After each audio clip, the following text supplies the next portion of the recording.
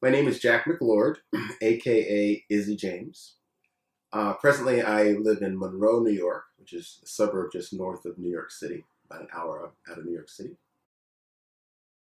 I represent myself as an entity. Izzy James is sort of my alter ego, but it's my music personality. And Izzy James, Jack McLord, uh, is a spiritual being. I am here as a spiritual being, having a physical experience, which I know is sort of a cliche at this point, but cliches are based on the truth, and that's what it is for me. I represent the aspirations of the highest human qualities that we possess. So, in other words, I am aspiring to be the best human I can be. When I say best, I'm talking about, because I don't hate to use words like good or bad and best and worst, but higher in the sense of it's coming from a place of love as opposed to a place of fear. As fear is a low vibrational energy and love is a high vibration. A world that I'm going to cop somebody else's phrase, but it's such a good phrase. It's called a world that works for everyone, and which of course is not what we have now. And basically, I am focused on creating music that will inspire people. That's the complete intent of the music is to inspire people. And if we look at history, which I do, any significant thing humans do, music is a part of it. Try watching a movie without a soundtrack. It's almost impossible to do. Everybody's aware of this. Our music has been kind of dumbed down and made less than what it could be. Definitely less than inspirational. And I don't want to attack it too much because I'm in the business. But at the same time, I realize that music plays an important role in the human experience. For example, if I'm having a conversation with somebody, basically what's happening in their brain is their auditory channels are firing up, and maybe some other parts of the brain are firing up to understand what I'm saying and to respond to what I'm saying. When music enters the brain, it covers the whole brain. People who have Alzheimer's and dementia can't remember their own name, can't remember their family members, can sit down and play a concerto on the piano. I'm old enough to remember the 60s. And in that time, music was the central focus. Without the music, there was no 60s movement. There was no peace movement back then. It was all about the music. So we need to restore that. And that's basically what I'm about, is trying to restore that. And so music becomes, this inspirational music becomes the background, as opposed to what can I do to you and what you can do to me and blah, blah, blah, and how much money we can get and all those kind of silly things you hear in music today, which don't really promote anything of a higher human quality. I have 2 CDs that I've completed at this point. The first one called A Call to Conscience. That CD was more, I was sort of in a political stage at that point in my life where I was learning about what was going on in the world and was very upset and unhappy about it. And I was able to sort of work through that angst by creating the music. And in so doing, it really galvanized my purpose, what I'm doing here. My basic belief is that all of us are gifted beings.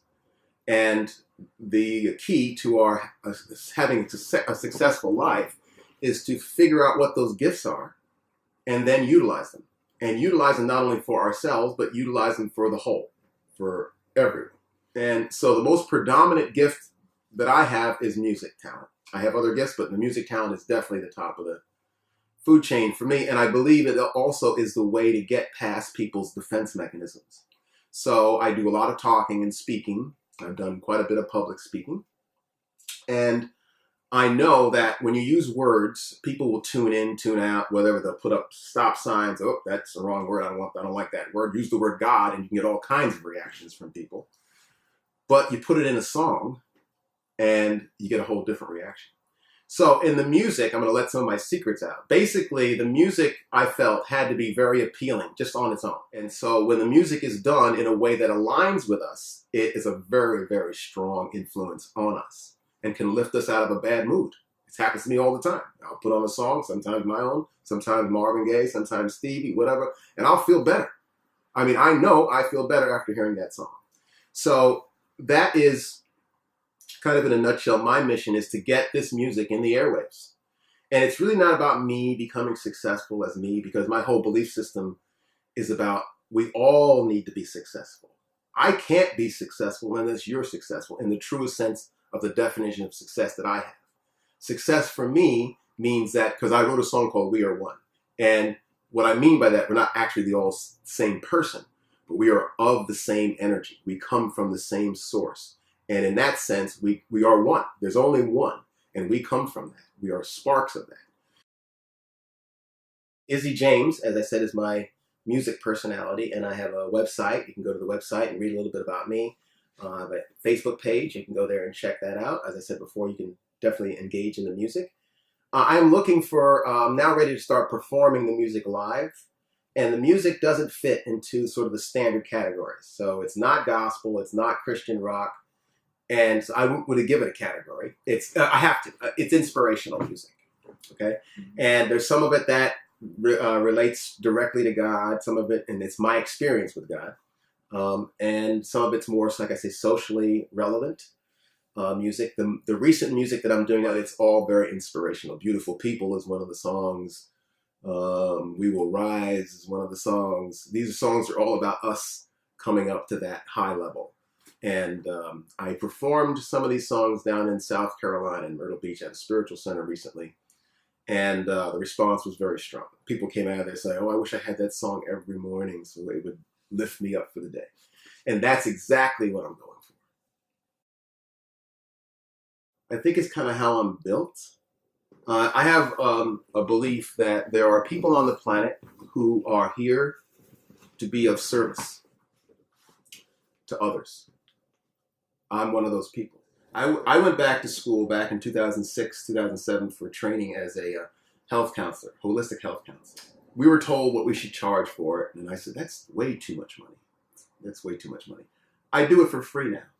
And I don't go around to everybody. I pick particular people. If I come across somebody who's having problems, I offer my services. And it makes me feel good. It makes all of us feel good if we allow ourselves to do it. When you do things for other people, you're doing things for yourself. There's no better feeling than to do something for somebody else, especially if you can see the reaction. But even if you can't, doing things for other people makes you happy. That's the only thing I think that really can make you happy. Action that makes you happy. I can't think of another action that makes me happy. Peace would require us to see each other as not a threat, but as a companion or as a reflection of ourselves. If we can see each other without a sense of threat, because we see each other as separate, therefore I have to protect myself against you because you might do something to me. This is the basis for chaos and war. So the basis for peace is unity. Unity consciousness. In other words, we think in the same way. We don't have to have laws because we know the right things to do. When we have peace, governments will go away. We don't need governments because we know how to behave. Right now we have governments because we don't know how to behave. So when we attain a level of consciousness that is required to have peace, peace will look like everybody doing what they want to do, when they want to do it, how they want to do it, without criticism from anybody else. In fact, nothing but support from everybody else. That's part of the vision that I have of a peaceful world. We as a people, I would say developmentally, we are infants in terms of the cosmos. And I'm very much a cosmos citizen. And it's obvious in our behavior, we don't know how to not kill ourselves or kill each other. We haven't learned not to kill each other yet. So that means we're really, really immature. We're not bad. We're just immature. And as we mature and grow, we will learn that those things don't work for us. I think people are learning it now. I think people are getting to the point where they're sick of war. So us beings of light who are trying to move us from the world of war to the world of peace, we have a long road to row. No question about it. A long road to hoe, I should say. But there's no question about that. But the end is in sight. Peace is at hand. I believe, and I will give the words, but I believe that the youth are the ones that are doing the teaching. I know for myself, my children have taught me most of what I understand about what's important in the world today. But seriously speaking, we have beings coming onto the planet now who are beyond the norm, beyond the normal capabilities of most humans. They've been called crystal children, indigo children, and on and on. And the point is that they're coming in with these extraordinary talents, doing things that they shouldn't be able to do by our standards, not even close to what they should. They're playing at professional, not even higher than some professionals. They're playing at an extremely high level musically. I've seen several. I've heard them talk. I've seen their artwork. These beings are not normal humans. That's all there is to it. So they're teaching us that there is more beyond what we see and perceive and hear and taste and smell. We have abilities way beyond that. So the children are teaching us. Now, my words of wisdom to the other children is life is not a snapshot. Life is a movie. And so when you are stuck at a point in your life or when a situation happens to you, this is a snapshot. And you have to move through the snapshot and continue to live your movie life. Because I've been around long enough to realize that when I thought it was the end of the world for me, well, obviously it wasn't. I'm sitting here. When I thought the worst thing that could have happened, it wasn't the worst thing. It turned out to be one of the pretty good things. About 2006, 2007, same time I was going to school, I got a hernia. And I was very upset because I do work where I need my physical body. And I couldn't go to work and I had to pay somebody to replace me and for my business. And I was thinking, all the money I'm losing, blah, blah, blah, blah. And I couldn't walk. I was on my back for about 6 weeks. So since I couldn't move, I started just playing the guitar, just banging away on this guitar. And all of a sudden, song ideas started coming. And then I started crying. And out of the tears, I didn't know why I was crying. I'd get very emotional and start crying. And I'd start writing. Words and ideas were coming to me. And I'd start writing. And that was the beginning of my first CD. So the thing that appeared to be the worst thing, me not being able to work, losing all kinds of money, in terrible pain, and can't walk, can't do anything, turned into a turning point in my life, basically. And put me past that barrier. For whatever reason, I didn't put out any music of my own before then, officially, and that did it. The deal is that none of us can really judge or criticize another one of us because we don't understand what the other person's even doing here. First of all, we don't understand what we're doing here. But there is a certain combination of things. I've seen arrogance and ignorance go together in people. People who don't really have a lot of information covered up by using, they sort of be very blustery, they'd be very arrogant about what they're doing. And I found this out with musicians. The better the musician was, the kinder the person was.